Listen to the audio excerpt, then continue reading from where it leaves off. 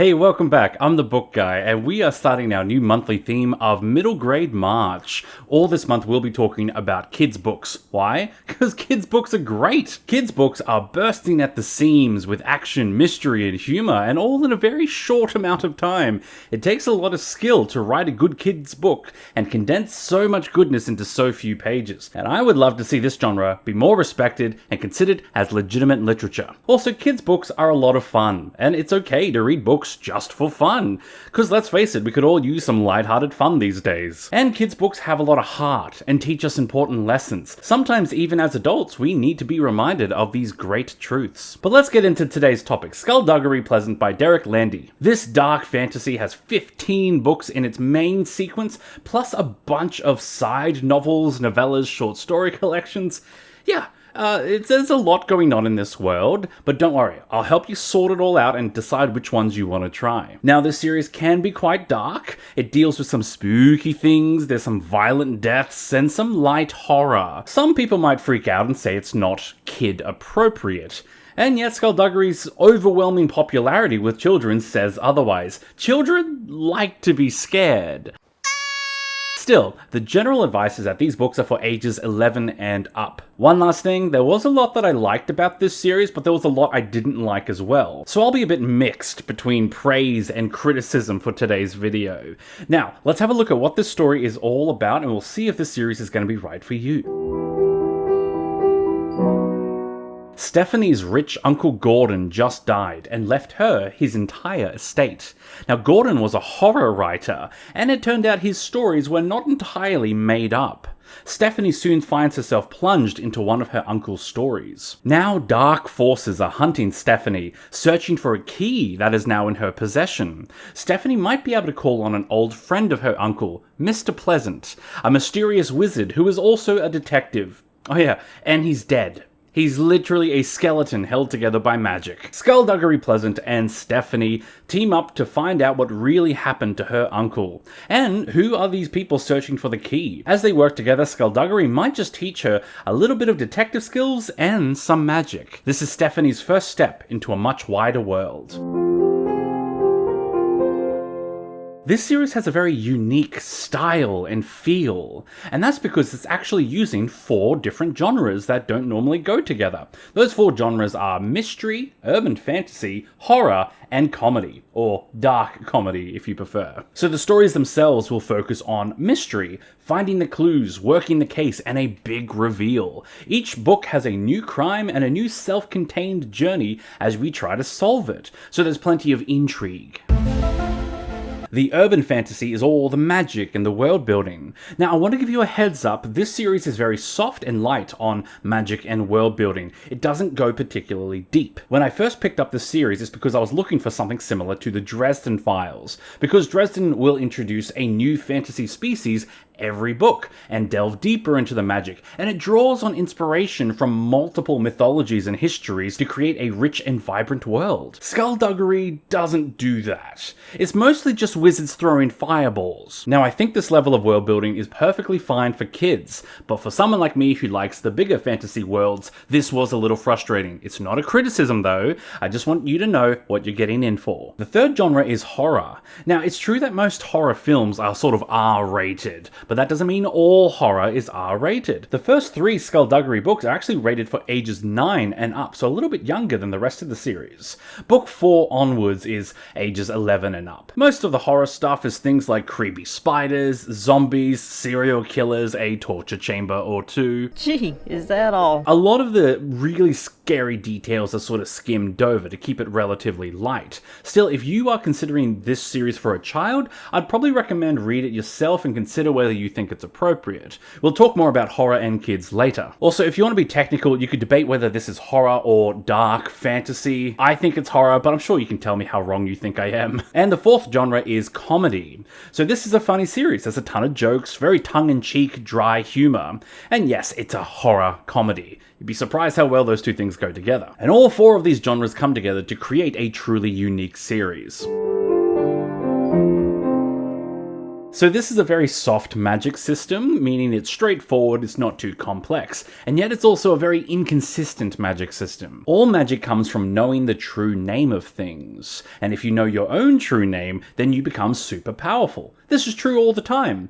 Until it's not. Because sometimes magic just has nothing to do with names, and no one knows why. Our magicians can learn elemental magic, so the classic earth, fire, water, air. Or they can learn one of the sub-branches of magic and become an adept. Some adepts learn necromancy or symbol magic, for example. But you can only learn one branch of magic, so choose wisely. That is, until heaps of characters just so happen to have learnt 2 types of magic. Like I said, it's a bit inconsistent. It's a kid's book, Santiago! This is where the magical McGuffins come in, so many of these mystery plot lines will focus on chasing magical objects, like keys or scepters or suits of armor. But every time a magical object shows up, it just breaks all the rules of magic and does whatever the hell it wants. Finally, there is a bunch of magic stuff that just doesn't fit any other established system, like creating a reflection of yourself to go to school in your place while you run off and do magic. The reflection is one example of a weird spell that just doesn't fit anywhere else and just comes out of nowhere. It's a kid's book! So this is the type of magic system that I think kids will find super cool and just love it, but established fantasy readers might get a little exasperated at how random it is sometimes.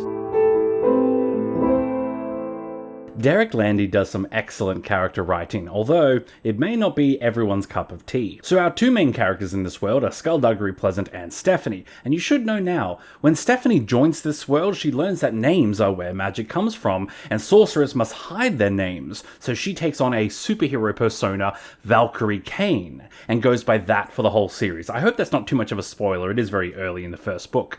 But Valkyrie is smart, level-headed, and almost fearless. She can also be stubborn, and even quite selfish from time to time.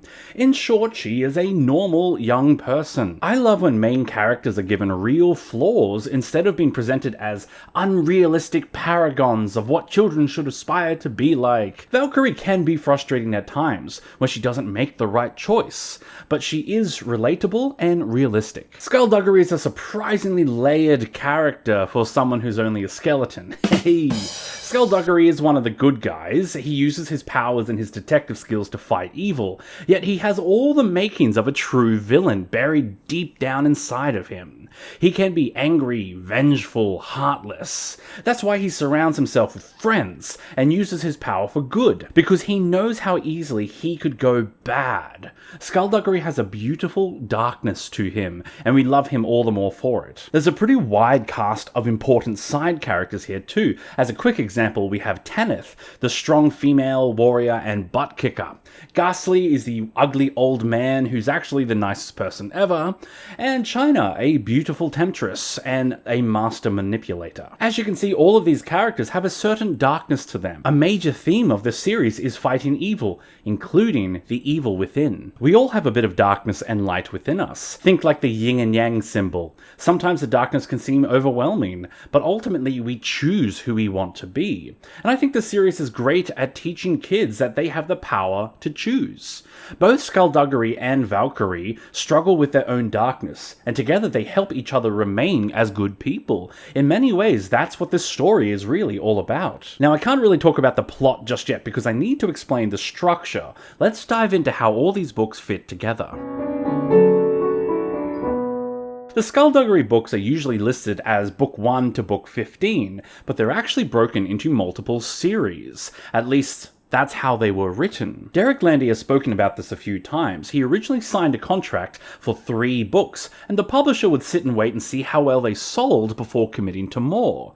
After the success of the initial trilogy, 3 books became 6, and then 6 books became 9. Therefore, they were always written in blocks of 3. They are very much trilogies. That said, the publisher also insisted on calling them all Skulduggery Pleasant, since the name had brand recognition. So we don't really have a name for Trilogy 1, Trilogy 2, etc., but that is how you should read them in blocks of 3. And what are they all about? Well, I want to keep this as spoiler-free as possible, so I'll just say very vaguely the first 3 are about the Faceless Ones, old monsters of incredible power. The next trilogy is about the Deathbringer, a sort of chosen one in prophecy who was supposed to defeat death itself. And the final 3, I'll just say it's a big magical war. Okay, good. Sorry, but keeping it vague. But they all have plot lines around solving mysteries, since our heroes are detectives and all. But that's just the first 9 books. What about the rest? Well, this is where the series splits into Phase 1 and Phase 2. Phase 2. What is Phase 2? The next 6 books are technically called Skulduggery books 10 to 15, but Derek always wanted to call them the Valkyrie Kane series, as a way to differentiate them from the works before. Of course, the execs didn't let him do that, and I think that was a major mistake. This really is Series 1 and Series 2, not a continuation. What's the second era about? Well, 5 years later, magic is now public knowledge, and the magical city of Rawhaven is a small paradise for magical folk. And yet there are still people who want to do evil, and now they want to resurrect an ancient enemy. Our heroes must rise above the demons of their past and get back into the action. Skulduggery and Valkyrie are back, but now Valkyrie Kane is 24 years old. And yet this duo is about to become a trio, teaming up with a newer, younger protagonist, Omen Darkly. Omen is overlooked in every regard. His older brother Augur is literally the chosen one. Everyone knows Augur is destined to save the world. Meanwhile, his neglected younger brother Omen is struggling to get to classes on time and to get passing grades.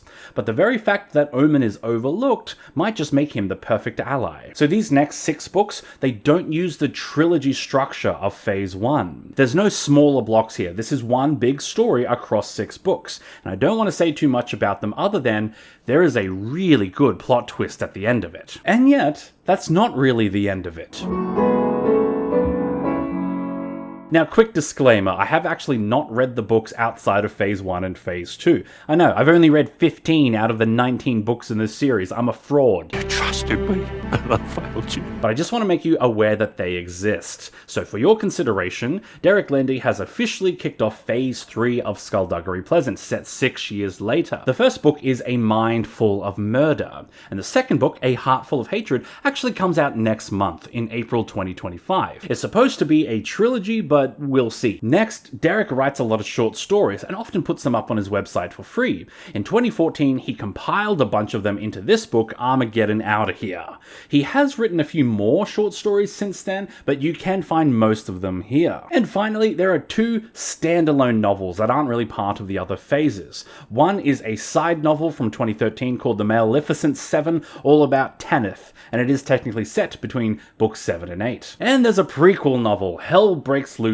set in the 17th century, about a young Skulduggery Pleasant who is still very much alive. Okay, you got all that, right? You're not lost? Good.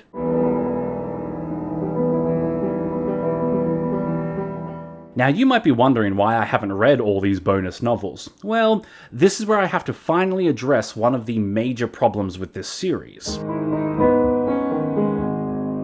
Each Skulduggery book is fun on its own. Each trilogy is fun on its own. But in reading all 15 books means a lot of things become repetitive. If we look at the 4 genres we mentioned earlier, the mystery plot lines can become a little formulaic and predictable. The urban fantasy world building becomes very stretched thin without adding much new content. And the horror just gets less scary. And even the comedy. Well, a lot of the jokes are based around the characters being unbothered by the dark and scary things and having a very cavalier attitude about it, and we laugh because of the contrast. It's much like the humor in the movie Red, where the assassins are so casual about death and destruction. No respect. But over time, this style of humor becomes less funny and just mean-spirited, maybe even a little sociopathic. Even the characters themselves can become a little repetitive too, because they struggle so much with their inner darkness that after a while, you might start to lose sympathy with them and even begin to feel impatient. This is something I just need to make you aware of, because when I usually read long series, I like to binge them start to finish. But when I read this series, I had to stop multiple times for this very reason. The problem becomes even more pronounced because the books get longer as the series goes on. The first 4 books are all about 400 pages, but then the series quickly becomes 600 pages for each book, so the story feels the same and yet takes longer. That said, every time I had a break from this series and came back, I would love it again. I had to be in the mood for more of the same. But I've talked before about the concept of the Goldilocks of consistency. If you're an artist making art, you generally want your book, album, artwork to be just the right amount of similar and different to your previous work. Too similar, it becomes boring and repetitive. Too different, and it won't fit with your existing work. As a general rule, you want to aim for just the right amount of similar and different. Perfectly balanced. But I would say that Skulduggery ends up too far on the side of similar. So like I've said, I've enjoyed each book on its own. Each book has a pretty consistently high Goodreads rating, so none of them are particularly bad, but people drop off as the series goes on because I think of this very reason, it becomes repetitive. There are other series that are this long, like the Dresden Files or the Wheel of Time, but those series have massive shakeups that change everything. The formula changes. Hell, there's even a book called Changes. I think long series need significant upheavals and direction shifts to keep things interesting. If it stays the same for too long, it becomes hard to justify reading more, even if it's good. Okay, let's finally move on to addressing the elephant in the room. There will always be those who think horror is inappropriate for children all the time, and if you're a parent, that's ultimately your choice. Yet the world is already filled with kid-friendly horror. There's Nightmare Before Christmas or Hotel Transylvania, are very fun comedy horrors, or you have genuinely scary kids movies like Dark Crystal, Monster House, or frickin' Pinocchio. Ugh. My point is, this is nothing new. Horror for kids has been around for a while, but in some ways, Skulduggery was one of the more successful examples of horror in book form. It sparked a bit of controversy. For one, Skulduggery had difficulty being published in the States. The first 3 books performed poorly when they were released between 2007 and 2009, so they were dropped by the publisher. It was nearly 10 years later when the ongoing success of the series convinced the publishers to try again. Skulduggery got an official USA release in 2018 with new covers. But for a while there, people just weren't reading dark fantasy for kids. But is horror appropriate for kids? I would say yes, if done correctly. You see, there is a misconception. We don't watch horror to be scared. We actually watch horror to help us be brave. A study in August 2024 by the Boston University concluded that the horror genre can be used as a therapeutic tool for coping with trauma.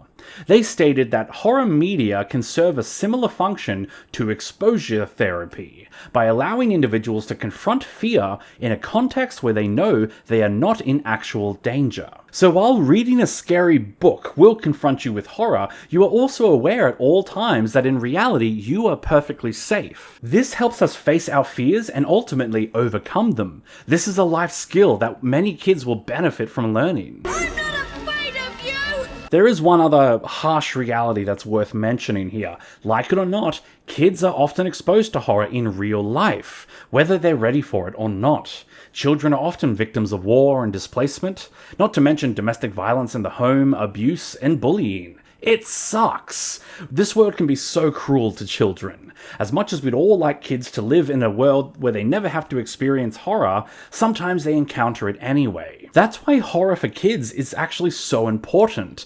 It validates their feelings to show them it's okay to be scared sometimes. And it reminds them that they can defeat the monster too. In many ways, horror is often about hope.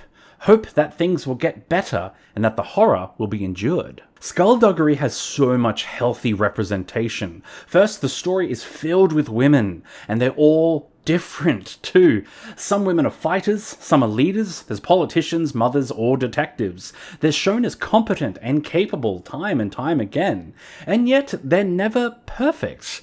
All of these women have flaws of some kind, because they're not goddesses, they're human, and I think that's just excellent writing. There's a lot of different races here too. The magical society is based all over the world, and we get a truly international group of characters. There's a serial killer from Southern America, and people from parts of Asia and Africa. There's even an Australian. Go figure. G'day, mate. That said, most of the characters are from Ireland, just like the author Derek Landy. This is a very Irish story, meaning the British are the bad guys.